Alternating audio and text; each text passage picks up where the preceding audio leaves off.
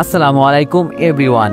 বেলা শেষে তুমি গল্পের ৯ নম্বর পার্ট। তো চলো বেশি কথা না কইয়া গল্প শুরু করা যাক। হাসি মুখে বাসা থেকে বের হলাম আর আশেপাশে তাকিয়ে চেনার চেষ্টা করছি এটা কোথায়। একটা ছেলে আমাকে ধমক দিয়ে বলল তাড়াতাড়ি চোখ বন্ধ করতে, আর আমাকে যেন চোখ বেঁধে আবার আগের জায়গায় রেখে আসে। সাথে সাথে একটা ছেলে আমার কাছে এসে চোখ বেঁধে দিল। আমাকে গাড়িতে তুলতেই পেছন থেকে পাখি বলল, ওই ওকে হাসপাতালে রেখে আসো, আর হাসপাতালের বিলটাও দিয়ে আসবে। পাখির কথা মতো ওরা আমাকে হাসপাতালে নিয়ে গেল। ডাক্তার এসে আমাকে কিছু ট্রিটমেন্ট করে দিয়ে গেল আর বলল এখানে 2 দিন থাকতে হবে। হাসপাতালে থাকার আমার এত ইচ্ছা নাই, আমি একা আর এই হাসপাতালে থেকে যেতে পারবো না। শরীরটা অনেক দুর্বল হয়ে গেছে আমার। মাসিকে কল করতেই ওর ফোন বন্ধ বলছে, কিন্তু এই সময়ে মাসার ফোন বন্ধ বলছে কেন কিছুই বুঝতে পারছি না। বাড়িতে ফোন করে তুবাকে বললাম হাসপাতালে আসতে। একটু পর তুবাও চলে আসলো। তুবাকে ধরে বাসার উদ্দেশ্যে যেতে লাগলাম। রাস্তায় তুবা প্রশ্ন করলো আমার এই অবস্থা কি করে হয়েছে। আমি আস্তে করে বললাম আগে আমাকে বাসায় নিয়ে যা, পরে বলবো, আর আম্মু জানো এসব কিছুই টের না পাই, এটা মাথায় রাখিস। তুবা বলল কিন্তু ভাইয়া আম্মু যদি তোর কাছে। আমি বললাম আমি দেখে নিব, তোর এইসব চিন্তা করতে হবে না। বাসায় ঢুকতেই তুবা বলল তোর আম্মুকে নিয়ে চিন্তা করতে হবে না, আম্মু ওই পাশের বাসায় গেছে, সে তো এসে ডেকে নিয়ে গেছে আড্ডা দেওয়ার জন্য। আমি বললাম যাক তাহলে ভালোই হয়েছে। তুবা বলল আচ্ছা ভাইয়া তোর এই অবস্থায় কি করে হলো। আমি বললাম কপাল খারাপ থাকলে যা হয় আর কি, তুই এক কাজ কর মাইশাকে ফোন করে তাড়াতাড়ি আসতে বলতো।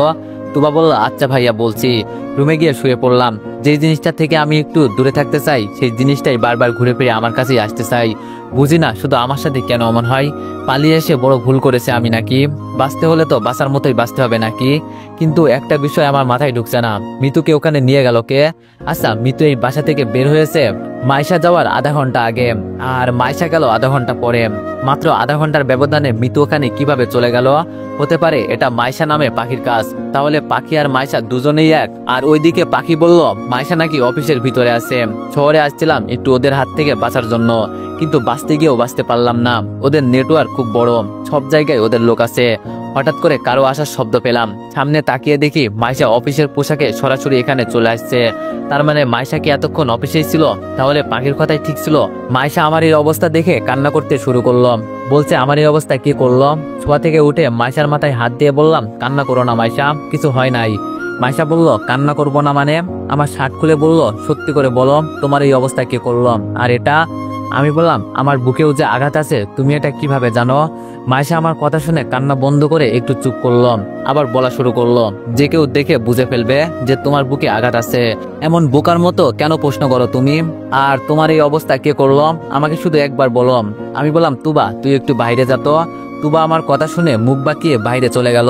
তুবা যেতেই মাইশা আমার মুখে হাত দিয়ে কান্না করতে করতে বলল তোমার এই অবস্থা দেখে আমার খুব খারাপ লাগছে। প্রিয়জন যদি অসুস্থ থাকে তাহলে আমি কিভাবে ঠিক থাকবো বলো? ওই বলো না কি করছে তোমার এই অবস্থা, আমি ওকে ছাড়বো না। হাত দিয়ে মাইশার চোখের পানি মুছে বললাম আরে পাগলি এই জন্য কান্না করতে হয়? আচ্ছা তুমি কি আমাকে মৃত্যুর মতো মাঝপথে রেখে একা চলে যাবে না তো? মাইশা আমার ঠোঁটে ঠোঁট লাগিয়ে কিছুক্ষণ পর ছেড়ে দিয়ে বলল এই জীবন যতদিন আছে ততদিন তোমাকে ছাড়া আমি এক মুহূর্ত থাকতে পারবো না। আমাকে কি তোমার মৃত্যুর মতো বেঈমান মনে হয়? আমি পাশে থাকতে তোমার কিছুই হবে না। আর একদিন যদি আমার অনুমতি ছাড়া বাইরে যাও না মেরে ফেলবো একদম। আজকে যদি তোমার কিছু হয়ে যেত। আচ্ছা এটা তো বললে না তোমার সাথে এমন করলো কে? আমি বললাম এই প্রশ্নটা জিজ্ঞেস করো না মাইশা, বলতে পারবো না। মাইশাকে না বলার একটাই কারণ আছে, পরে বলবো। মাইশা বলল ওকে বেবি বলতে হবে না, আগে তুমি সুস্থ হও পরে শুনবো। কি ব্যাপার মাইশা আমাকে বেশি জোর করলো না কেন? মাঝে মাঝে ওকে দেখে আমার সন্দেহ হয়, আবার ওর আচরণে মনে হয় মাইশা নামের ব্যক্তি 2 জন আছে।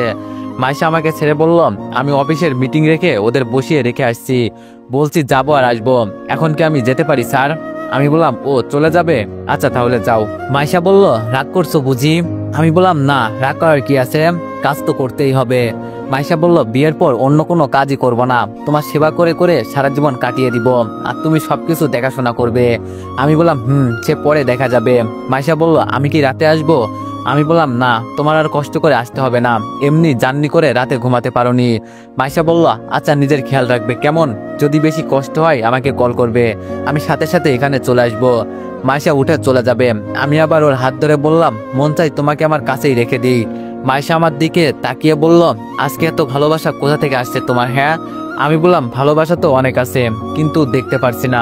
হঠাৎ করে কথা বন্ধ করে বসে আছি। মাইশা আমার হাত ঝাঁকি দিয়ে বলল ওই তোমার কি হয়েছে? হ্যাঁ কথা বলছো না কেন? আমি বললাম শরীরটা অনেক খারাপ লাগছে মাইশা, বুঝলাম না হঠাৎ করে কেন এমন হচ্ছে। মাইশা আমার পাশে বসে বলল, থাক আজ আর যাবো না অফিসে, যদি তোমার কিছু দরকার লাগে তখন কে আসবে? আমি বললাম, থাক লাগবে না, তুমি অফিসে চলে যাও। মাইশা বলল, আরে না, চুপচাপ বসে থাকো, এখন কাপড় তো চেঞ্জ করতে হবে, সব তো বাসায় রেখে আসছি। আমি হাসি দিয়ে বললাম, আমার শার্ট প্যান্ট পরে ফেলো, ভালো দেখাবে, নইলে তোমার কাছ থেকে কাপড় নিয়ে পড়ো। মাইশা আমার গালে একটা কিস দিয়ে বলল, আমি তো এখন আমার স্বামীর বাড়িতে, তাই তোমার কাপড় পরাই আমার কাছে বেস্ট হবে। মাইশা আমার শার্ট প্যান্ট নিয়ে ওয়াশরুমে চলে গেল। ভাবলাম মাইশার ফোনটা একটু চেকিং করে দেখি, ও কি সত্যি পাখি নাকি মাইশা। কিন্তু এই মুহূর্তে আমার ফোন বাজতে লাগলো। ভাবলাম এখন আবার কে কল করলো, সবাই তো এখন আমাদের বাসায় আছে। ফোন রিসিভ করতেই ওপাশ থেকে চিকন কণ্ঠে আওয়াজ আসলো, আমি কি সঠিক নম্বরে কল দিয়েছি কিনা। আমিও মজা করে বললাম, যদি নাম না বলেন আর বলেন যদি আমি সঠিক নম্বরে কল দিয়েছি কিনা, তাহলে কি আপনি জানতে পারবেন রং নম্বরে কল দিয়েছেন নাকি সঠিক নম্বরে কল দিয়েছেন। মেয়েটি বলল, ও তাই তো, আচ্ছা সরি, আপনি দীপু তাই না? আমি বললাম, সঠিক জায়গায় কল এসেছে, কিন্তু আপনাকে তো চিনলাম না আপু। মেয়েটি বলল, মাইশাকে তো চিনেন। আমি বললাম, মাইশা আমার হবু আইব, ওকে চিনবো না মানে? মেয়েটি বলল, আমি মাইশার বেস্ট ফ্রেন্ড, আর আজকে সকালে আপনাকে হেল্প করে গেলাম, ভুলে গেছেন নাকি? আমি বললাম, আমি যদি ভুল না করি তাহলে আপনি পুলিশ ম্যাম। মেয়েটি বলল, আমি কল দিয়েছি। আমি বললাম, ও আচ্ছা, তা কোনো দরকার আছে ম্যাম? মেয়েটি বলল, ম্যাম বলতে হবে না, আমার নাম ধরে বলতে পারেন, আমার নাম দৃষ্টি। আমি বললাম, কিন্তু আপনি একজন থানার ওসি, কিভাবে? দৃষ্টি বলল, মাইশা আমার বেস্ট ফ্রেন্ড ছিল, সেই হিসাবে নাম ধরে বলবেন, সমস্যা নেই। আচ্ছা, যেই জন্য ফোন করা। আমি বললাম, বলেন। দৃষ্টি বলল, আমার সাথে থানায় এসে একটু দেখা করতে পারবেন? আমি বললাম, এই মুহূর্তে পারবো না, আমি একটু অসুস্থ। দৃষ্টি বলল, আমি সব জানি আপনি অসুস্থ, তবে ইমার্জেন্সি ভাবে আমার সাথে একটু দেখা করতে হবে, প্লিজ না করবেন না। আমি বললাম, এখন তো মাইশা বাসায় আছে, মাইশাকে নিয়ে আসবো নাকি? দৃষ্টি বলল, মাইশা আপনার সাথে আছে? আমি বললাম, না, ও আশ্রমে কাপড় চেঞ্জ করছে। দৃষ্টি বলল, সাবধান, আমি যে আপনার সাথে কথা বলছি, মাইশাকে একদম কিছুই বলবেন না, আর ও যেন একটু কোনো কিছু টের না পাই। আমি বললাম, কেন, জানতে পারি? দৃষ্টি বলল, বলবো। আচ্ছা, আজকে তো বিকাল হয়ে গেছে, রাতে আসতে পারবেন, আমি গাড়ি পাঠিয়ে দিব। আমি বললাম, মাইশা আজকে বাসায় থাকবে হয়তো, দেখি সকালে সময় করে চলে আসবো। দৃষ্টি বলল, ওকে ঠিক আছে, আর এখন সবকিছু আপনার উপর নির্ভর করছে, এজন্য মাইশাকে কোনো কিছুই জানতে দিবেন না। আমি বললাম, বিষয়টা কি আমি জানতে পারি? আমি বললাম, সব বলবো, চিন্তা করবেন না, শুধু আমার সাথে একটু দেখা করেন। আমি বললাম, আচ্ছা বাই দৃষ্টি ম্যাম। মাইশা হয়তো এখন বের হবে। ফোন করার আগে দৃষ্টি বলল, শুধু দৃষ্টি বলে ডাকবা কেমন, আর কালকে যখন বের হবে আমাকে একটা কল করবে, নিজেকে ঢেকে বের হবে, যাতে কেউ তোমায় দেখেও চিনতে না পারে। ফোন ডাকার পর বসে চিন্তা করছি, দৃষ্টি কি নিয়ে গবেষণা করছে যে আমাকে যেতে বলছে, নাকি ও আমার মতো একই বিষয় নিয়ে কোনোভাবে চিন্তিত হয়তো। ভাবছিলাম মাইশার ফোনটা একটু চেকিং করে দেখব, কিন্তু তার হলো না। হায়রে কপাল, হঠাৎ করে মাইশার দরজা খুলে ওয়াশরুম থেকে বের হলো। মাইশাকে দেখে আমি তো পুরোই টাসকি খেয়ে গেলাম। একটা মেয়েকে শার্ট প্যান্ট পরা অবস্থায় এতটা পরিমাণে সুন্দর লাগতে পারে সেটা তো আমার জানাই ছিল না। আমি তো ওর রূপের আগুনে সত্যি মারা যাব। মাইশা আমার কাছে এসে চুপটি করে আমার পাশে বসলো, জোরে একটা চিমটি দিয়ে বলল, এই যে সাহেব, কি হয়েছে, এমন নেবার মতো চোখে তাকিয়ে কি দেখেন? হাসি মুখে বললাম, দেখছি একটা মেয়েকে শার্ট প্যান্ট পরা অবস্থায় কতটা আকর্ষণ লাগে, সত্যি আমি তোমার মায়ায় পড়ে গেছি। আচ্ছা, এতটা পরিমাণে সুন্দর কেন তুমি বলো তো? মাইশা আমার নাকের সাথে ওর নাক মিলিয়ে বলল, সত্যি আমি সুন্দর? আমি বললাম, খুব সুন্দর, মন চাই তোমাকে আমি। মাইশা বলল, থাক আর বলতে হবে না এইসব বিয়ের পর। আমি বললাম, খুব জড়িয়ে ধরতে ইচ্ছা করছে মাইশা, কিন্তু পারবো না। মাইশা বলল, ইস, আমার বাবুটার বুকে অনেক ভালোবাসা আছে না, থাক সব ভালোবাসা জমা রাখো, পরে আমি সবগুলো হিসাব করে নিব। মাইশার থেকে সরে গিয়ে বললাম, মাইশা একটা কথা বলবো। মাইশা বলল, এর জন্য কি অনুমতি নিতে হয় পাগল, বলো। আমি বললাম, এই পোশাকে সাবধান, কোথাও বের হবা না, এখানে থাকতে পারো, সমস্যা নেই, আম্মু আর তুবা কিছু বলবে না, কিন্তু বাইরে কারোর সামনে একদম যাবে না, আমি চাই না আমি ছাড়া তোমাকে এমন ভাবে কেউ দেখুক। মাইশা বলল, আমার পাগলটার আমাকে নিয়ে অনেক চিন্তা আছে দেখি, তোমাকে এত চিন্তা করতে হবে না বেবি, আমি তো তোমাকে দেখানোর জন্য পোশাক পরছি, আর বাইরে যাব কেন, আমার কি মাথা খারাপ হয়ে গেছে? আমি বললাম, আই লাভ ইউ। মাইশা বলল, না এখন না, আগে তুমি সুস্থ হও, পরে তোমাকে আমি আমার চোখের সামনে থেকে কোথাও যেতে দিব না। আমি বললাম, তাই বলে এই প্রশ্নের উত্তর দিবে না? মাইশা বলল, আমার চোখের দিকে তাকিয়ে বলো তো তোমার এই প্রশ্নের উত্তর কি হবে?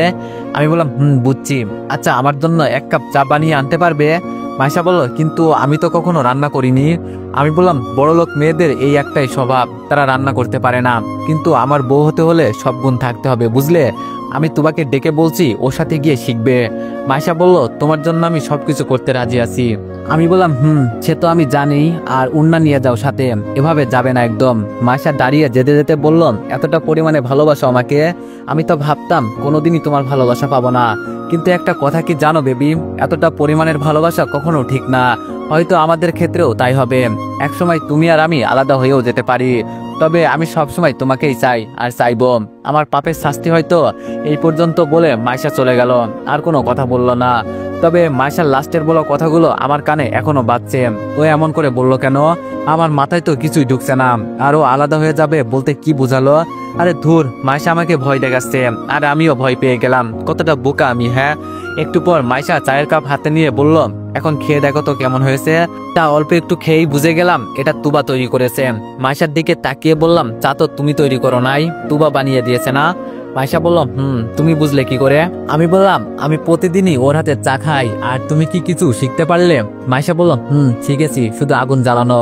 মাইশার মাথায় টুকা দিয়ে বললাম এটাই তো আজকের জন্য অনেক, যখনই সময় পাবে আম্মুর কাছে এসে রান্না করা শিখবে, পারবে না? মাইশা বলল পারবো না কেন? আমি বললাম মাইশা আম্মু আসলে আম্মুকে একটু 2-5 বুঝিয়ে দিও, নইলে আম্মু এসে আবার কান্না করা শুরু করবে। মাইশা বলল আচ্ছা, এ নিয়ে তোমাকে চিন্তা করতে হবে না। এখন কি আরো কিছু খাবে? আমি বললাম না, আমি আর খাবো না, তুমি গিয়ে খাও, তোমার মুখটা এমনি শুকিয়ে গেছে, যাও তুবার তুমি কিছু খেয়ে নাও। মাইশা বলল একা একা থাকতে পারবে? আমি বললাম আরে পাগলি, আমার চিন্তা করতে হবে না, যাও। মাইশা বলল তুমি এত কিউট কেন বলো তো, তোমাকে দেখলেই মন চাই। আমি বললাম কি করতে মন চাই মাইশা? মাইশা বলল কিছু না, আচ্ছা তুমি থাকো। আমি মাইশার কথা শুনে মুস্কি মুস্কি হাসতে লাগলাম। মাইশা চলে যাওয়ার পর কিছুক্ষণ বসে বসে গেম খেললাম। আম্মু আসার পর 2-5 বুঝিয়ে দিলাম, বললাম অ্যাক্সিডেন্ট হয়েছিল তাই এমন হয়েছে। রাতে মাইশাকে বললাম তোমার সাথে থাকতে, আর বললাম যদি সমস্যা হয় ডেকে নিব, এমনি আমার বুকের মাঝে সমস্যা, যদি মাইশা একবার জড়িয়ে ধরে না আমার জীবন শেষ, এজন্য ওকে তোমার সাথে থাকতে বললাম। সকালে রুমে শুয়ে আসি, মাইশা এসে আমাকে বলল তাড়াতাড়ি ফ্রেশ হয়ে নিতে, ও আমাকে নাস্তা খাইয়ে নাকি আবার অফিসে চলে যাবে। আমিও ঘুম ঘুম চোখে ওয়াশরুমে ঢুকে ফ্রেশ হয়ে নিলাম।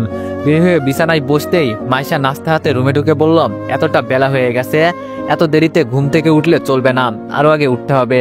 আমি বললাম কি করব বলো, রাতে একটু ব্যথা করছিল এজন্য দেরিতে ঘুমাতে হয়েছে।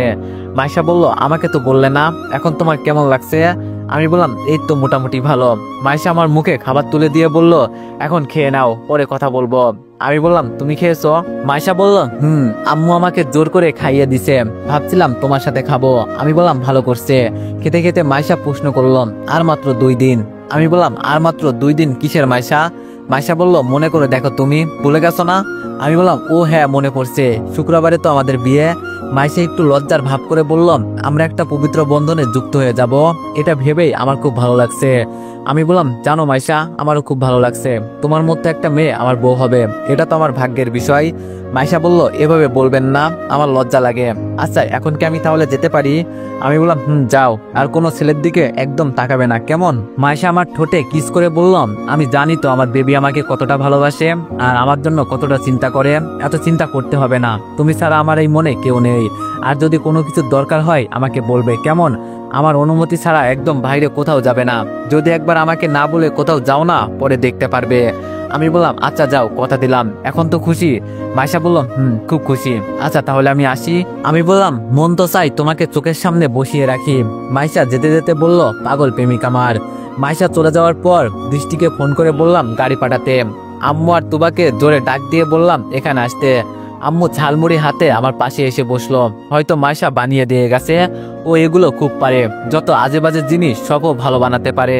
তুবা আমার সামনে দাঁড়িয়ে বলল ভাইয়া ভাবি বলেছে আজকে থেকে তোর উপর নজর রাখতে, যেন তুই কোথাও না যেতে পারিস। তুবার দিকে তাকিয়ে বললাম আম্মুকে আমার বিষয়ে সবকিছু বলছিস তো? তুবা বলল বলছিলাম কিছু কিছু। আমি আম্মুর দিকে তাকিয়ে বললাম আম্মু আমার সাথে কেউ একজন গেম খেলছে, ওরা চায় আমার পরিবারের সবাইকে মেরে ফেলতে, শুধু আমার একটা ভুলের কারণে এমন হয়েছে, যদি সেই দিন আমি পালিয়ে না আসতাম তাহলে আমাকে ওরা মেরে ফেলতো। আর চিন্তা করো না, তোমাদের কিছুই হবে না আমি থাকতে। আম্মু আমার মাথায় হাত দিয়ে বলল কিন্তু বাবা আমার ভয় হয় যদি তোর কিছু হয়ে যায়, আর ওদের সাথে লাগতে গেলি কেন? আমি বললাম এখানে আমার কোনো দোষ ছিল না আম্মু, ওরা আমাকে রাস্তা থেকে তুলে নিয়ে গিয়েছিল, চিন্তা করো না, আমার কিছু হবে না। আর তুবা, তুই ভালো করে শোন, আজকে থেকে আমি কোথায় যাই আর না যাই মাইশাকে কিছু বলবি না একদম। মাইশা যেন কোনোভাবেই জানতে না পারে আমার বিষয়ে। আম্মু আমার মুখে ঝালমুড়ি দিয়ে বলল, ও তো তোর জীবনের সাথী হবে, তাহলে ওকে তো বলা দরকার না সবকিছু। মনে মনে বললাম, কি করে বুঝাই তোমাকে আম্মু, এখানে মাইশা নামে ব্যক্তি দুইজন আছে। আমি এখনো শিওর না কোনটা আসল মাইশা আর কোনটা নকল মাইশা, তবে খুব তাড়াতাড়ি এর সমাধান খুঁজে বের করব। আম্মুকে হতাশ না করে বললাম, দেখো আম্মু, মাইশা সারাদিন অফিস করে, নানা রকম চিন্তা থাকে ওর মাথায়, কখন কি করবে, তাই ওকে আর কোনো বাড়তি টেনশন দিতে চাই না। আমার বিষয় বরং আমি নিজেই দেখে নিব। তুবা আমার পাশে বসে বলল, কিন্তু ভাইয়া ভাবি যে বলল। আমি বললাম, তোর ভাবি আমার থেকে ভালো হয়ে গেল তোর কাছে? তুবা আমার হাত ধরে বলল, সরি ভাইয়া, আর হবে না। আমি বললাম, মনে থাকে জানো। এখন বাইরে গিয়ে দেখ, একটা পুলিশের জিপ গাড়ি আসার কথা, আসলে আমাকে ডাক দিবি। আম্মু ধমক দিয়ে বলল, এই অসুস্থ শরীর নিয়ে এখন আবার কোথায় যাবি? আমি বললাম, আম্মু তোমার কিছু চিন্তা করতে হবে না, কিছু হবে না আমার। আম্মু বলল, কিন্তু পুলিশ আসলো কেন? আমি বললাম, ওই মনে করো তোমার ছেলের কাজে এখন পুলিশ সাহায্য করবে, এখন আমি আর একা না। আম্মু বলল, আচ্ছা সাবধানে সবকিছু করিস। আম্মু চলে যাওয়ার পর রেডি হলাম। দুবার ডাক দিয়ে বলল, গাড়ি এসে গেছে। আস্তে আস্তে হেঁটে গিয়ে গাড়িতে বসলাম। আমাকে নেওয়ার জন্য দুইজন কনস্টেবল এসেছে। আমাকে যে পুলিশ সাহায্য করবে এই জন্য আম্মুকে বললাম, যেন আম্মুর মনের ভিতর থেকে ভয়টা দূর হয়ে যায়। গাড়ি থেকে নেমে থানার ভিতরে যেতেই একটা ছেলে হাতে ইশারা করে দেখিয়ে দিল ভিতরে যেতে। ভিতরে গিয়ে দেখি দৃষ্টি ম্যাম বসে বসে কি জানি লেখছে। আমার উপর না তাকিয়েই বলল, পর্দাটা ভালো করে টেনে আসতে। আমিও তাই করলাম। দৃষ্টির সামনে গিয়ে বসতেই বলল, অনেক আশা নিয়ে আপনাকে এখানে আনছি, আশা করি আপনি আমাকে হতাশ করবেন না। আমি বললাম, না ম্যাম, হতাশ করার কি আছে, যা সত্যি আমি তাই বলবো, একটা কথাও মিথ্যা বলবো না। দৃষ্টি বলল, আপনি হয়তো কিছুটা হলেও আন্দাজ করে ফেলেছেন আপনাকে কেন আমি এখানে ডেকে নিয়ে আসছি। আমি বললাম, আন্দাজ এখনো করতে পারিনি, তবে আপনি বললে হয়তো কিছু বলতে পারবো। দৃষ্টি ম্যাম মাথা নিচু করে নিচে একবার কি জানি দেখলো। কিছুক্ষণ পর আমার দিকে তাকাতেই আমি বুঝে গেলাম উনি কান্না করছে। আমি অবাক হয়ে বললাম, আপনি কান্না করছেন কেন ম্যাম, কি হয়েছে আপনার? দৃষ্টি বলল, কান্না করছি কেন আমি তাই বলছো না? আমার জীবন ওরা নষ্ট করে ফেলেছে। আমি ওনাকে আশ্বাস দিয়ে বললাম, কি হয়েছে আমাকে বলুন তো, আমি যতটুকু সম্ভব হয় সাহায্য করব। দৃষ্টি বলল, আমার আপন বলতেই পৃথিবীতে একটা মাত্রই ছোট বোন ছিল। সেই দিন কলেজ থেকে আসার পর ওকে আর খুঁজে পাওয়া যাচ্ছে না। আর আমি ভালো করেই খোঁজখবর নিয়ে দেখছি আমার বোনের মতোই অনেক ছেলে মেয়ে এভাবে নিরুদ্দেশ হয়ে গেছে। অনেকেই আমাদের থানায় এসে ডায়েরি লিখে গেছে, কিন্তু আমরা কিছুই করতে পারলাম না। কি করব আমি বলেন, যেখানে আজ 10 দিন ধরে আমার বোনকে খুঁজে পাওয়া যাচ্ছে না। আমি বললাম, কি 10 দিন? দৃষ্টি বলল, 10 দিন। এবার আমার চোখ দিয়ে পানি পড়ছে দৃষ্টি ম্যামের কথা শুনে। আমি কথা বলার মতো কোনো শব্দ খুঁজে পাচ্ছি না। কি বলে ওনাকে সান্ত্বনা দিব তাই চিন্তা করছি। ম্যাম ওনার চোখের পানি মুছে বলল, একে আপনি কান্না করছেন কেন? যেখানে আমার বোনকে আমি খুঁজে পাচ্ছি না সেখানে আপনি? তোতলাতে তোতলাতে বললাম, আপু আপনার বোনকে হয়তো ওরা মেরে ফেলেছে। দৃষ্টি লাফ দিয়ে উঠে আমার গলা চেপে ধরে চিৎকার দিয়ে বলল, এই তুই কি বললি? আমার বোনকে মেরে ফেলছে মানে কি বলতে চাস? তাড়াতাড়ি একটা মেয়ে এসে দৃষ্টি ম্যামকে ছাড়িয়ে বলল, শান্ত হন ম্যাম, এত রেগে যাবেন না।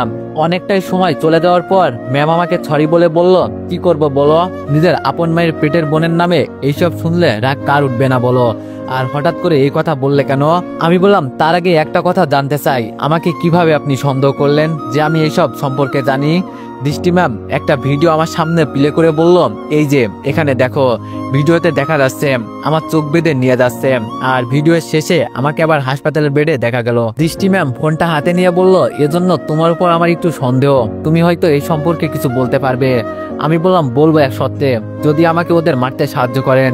দৃষ্টি বলল, অবশ্যই করব, যদি সেটা ন্যায় বিচার হয়। আমি বললাম, তাহলে শুনুন, প্রথম থেকে শুরু করে পাখি আর মিমের হাজবেন্ডের বিষয়ে সব বললাম। আর মাইশা আর পাখির মতো মেয়ে দেখতে যে দুইজন সেটাও বললাম। আমার শরীর থেকে শার্টটা খুলে দেখিয়ে বললাম, আমি একা আর ওরা অনেকজন, কিভাবে পারি বলেন, কি করার আছে আমার? দৃষ্টি ম্যাম কান্না করতে করতে বলল, তাহলে আমার বোনকে ওরা? আমি বললাম, হয়তো এখনো মারে নাই, এই কারণটা পরে বলবো, তবে আমাদের কিছু একটা করতে হবে। দৃষ্টি বলল, প্রতিটা থানায় প্রতি রিপোর্ট আসছে যে মানুষ নাকি উধাও হয়ে যাচ্ছে, আর ওরা এতটা পরিমাণে নিকৃষ্ট কিভাবে হতে পারে? ছাড়বো না আমি ওদের, তবে তুমি কি কোনো ঠিকানা বলতে পারবে ওদের? আমি বললাম, দেখেন ম্যাম, সবসময় আমার চোখ বেঁধে নিয়ে গেছে, খুব চেষ্টা করছি আমি জানতে যে আমি কোথায় আছি, কিন্তু পারিনি, খুব তাড়া করা। দৃষ্টি বলল, আমার বোনের তো কিছু হবে না। আমি বললাম, আমি যতটুকু আন্দাজ করছি, মাইশা যদি আপনার বেস্ট ফ্রেন্ড হয় আর মাইশা যদিও দুইজন হয় তাহলেও কোনো সমস্যা নেই, কারণ আপনি যদি ওদের ধরার জন্য ওদের পিছনে পড়েন তাহলে আপনার বোনকে দেখিয়ে আপনাকে ভয় দেখাবে। এজন্য হয়তো আটকে রাখছে। আমার কথা শুনে দৃষ্টির দেহ হয়তো প্রাণ ফিরে আসছে, চোখের পানি মুছে বলল, একটা মানুষ কিভাবে আরেকটা মানুষকে মারতে পারে? আমি বললাম, ওরা টাকার জন্য সব পারে ম্যাম। দৃষ্টি বলল, আচ্ছা মাইশার কাহিনী বের না করে ওকে তুমি বিয়ে করলে পরে যদি। আমি বললাম, কি করব বলেন, আম্মুকে আমি কষ্ট দিতে পারবো না, আর মাইশা আমাকে খুব ভালোবাসে। আমার বিশ্বাস মাইশা নামের ব্যক্তি 2 জন আছে। দৃষ্টি বলল, এমনটা ভাবার কারণ? আমি বললাম, কারণ হলো পাখি নামের যে আছে ওর চেহারাটা একটু কালো, আর মাইশার চেহারা উজ্জ্বল। মাইশার মনের ভিতরে আমার জন্য সবসময় ভালোবাসা দেখছি। যে আমাকে নিজ হাতে খাইয়ে দিতে পারে সে কি আমাকে নিজ হাতে মারতে পারবে? আপনার কি বিশ্বাস হয়? দৃষ্টি বলল, কি বলবো, কিছুই বলতে পারবো না, তবে আমি ওদের কাউকে ছাড়বো না। আমি উপর মহলে কথা বলবো, আপনি আমাদের সাথে কাজ করবেন, আমাদের খুনি পর্যন্ত যেতে হেল্প করবেন, বিনিময়ে আপনাকে টাকা দেওয়া হবে। আর যদি সফল হই আমি উপর মহলে অনুরোধ করব আপনার জন্য যেন আপনার একটা সরকারি চাকরি হয়ে যায়, বাকিটা আপনার ইচ্ছা। আমি বললাম, সে পরে দেখা যাবে, আগে আমি একা ছিলাম তাই কিছু করতে পারিনি, কিন্তু এবার করব। মিমের হাজবেন্ডের আর আমার এক্স বউ মৃত্যুর ভিডিও দিয়ে বললাম, এই যে একটা প্রমাণ, আস্তে আস্তে সব হয়ে যাবে। দৃষ্টি বলল, আপনাকে অনেক অনেক ধন্যবাদ, তাহলে এখন থেকে আপনি আমাদের সাথে কাজ করবেন। আমি বললাম, কিন্তু আমি তো অসুস্থ। দৃষ্টি বলল, 10 দিন সময় দিলাম আপনাকে সুস্থ হতে, এই 10 দিনে সবকিছু বন্ধ থাকবে।